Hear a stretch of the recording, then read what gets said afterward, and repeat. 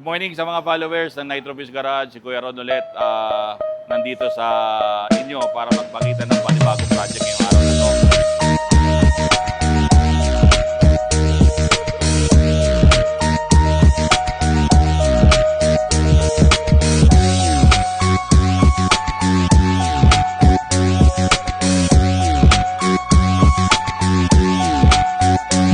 Meron nga pala kaming dumating na Mazda 3 for cutback exhaust. Yung may-ari nito, inuna niya yung headers niya.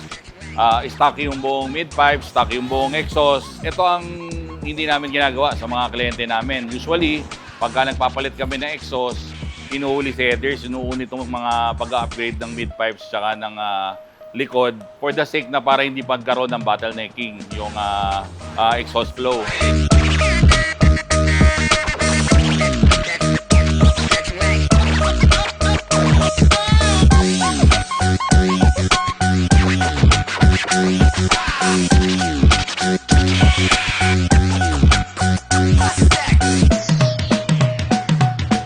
Dumating sa amin si Sir, inihingi niya yung advice sa amin. Sabi niya, ano ang mas maganda? So I suggest to him na palitan na rin talaga itong buong pipe fix natin para ma-improve natin yung pipe size according doon sa headers na nilagay sa kanya.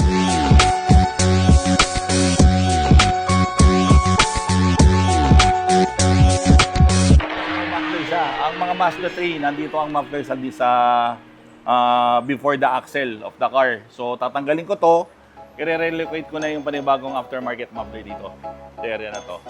So exciting project para sa araw na to. Umpisahan na natin.